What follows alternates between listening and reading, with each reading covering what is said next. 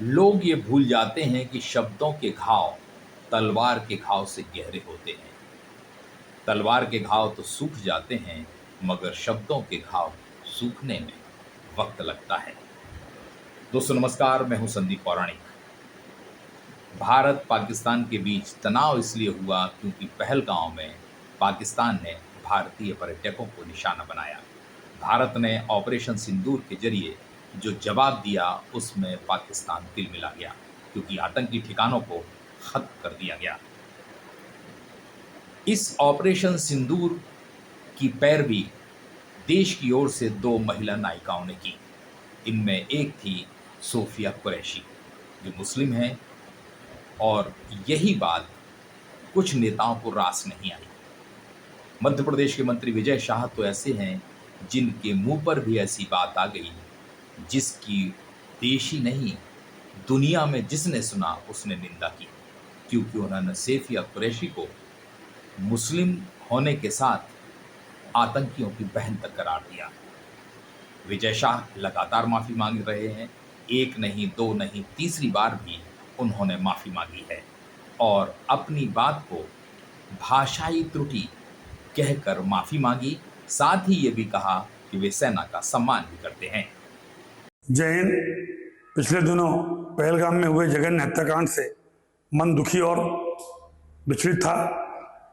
मेरा राष्ट्र के प्रति अपार प्रेम और भारतीय सेना के प्रति आदर और सम्मान हमेशा रहा है। मेरे द्वारा कहे गए शब्दों से समुदाय, धर्म और देशवासियों को दुख पहुंचा है। ये मेरी भाषाई भूल थी।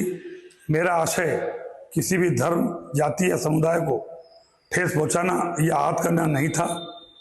भूलवश अपने द्वारा कहे गए शब्दों के लिए मैं पूरी तरह भारतीय सेना, बहन कर्नल सोफिया कुरैशी, समस्त देशवासियों से पूरी तरह क्षमा प्रार्थी हूँ एवं पुनः हाथ जोड़कर अब सबसे माफी मांगता हूँ। मध्य प्रदेश के मंत्री विजय शाह के खिलाफ हाई कोर्ट के निर्देश पर एफआईआर दर्ज हुई।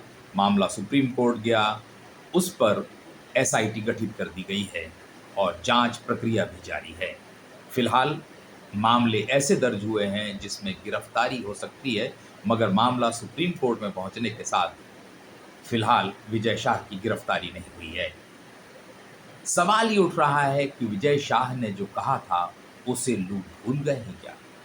क्या विजय शाह माफी मांग के उस अपराध से बच सकते हैं जो उन्होंने किया है? क्योंकि कहा यह जाता है कि अगर आपका अपराध बड़ा हो तो माफीनामे से कुछ नहीं होता, सजा खत्म नहीं हो जाती, आपको सजा तो भोगनी ही पड़ेगी। और लगता है कि विजय शाह यह नहीं समझ पा रहे हैं कि घाव गहरा है और वो जो माफीनामा या माफी मांग रहे हैं वह घाव पर नमक छिड़कने के समान है, यानी तकलीफ और बढ़ा रहे हैं। क्या वाकई में विजय शाह ने जो अपराध किया है वह सिर्फ माफी मांगने से पूरा हो जाएगा, या उस अपराध से उन्हें मुक्ति मिल जाएगी या सजा भी मिलेगी? इसके लिए सुप्रीम कोर्ट ने जो एसआईटी बनाई है उसका जो फैसला आएगा और सुप्रीम कोर्ट आगे कदम जो उठाएगा उस पर तय करेगा। हाँ, ये बात सही है कि सियासी तौर पर उन्होंने कुछ दिनों के लिए अपनी मंत्री पद की कुर्सी जरूर बचा ली है। क्या ये बची रहेगी या सुप्रीम कोर्ट का निर्देश आने के बाद उन्हें कुर्सी छोड़ना पड़ेगी?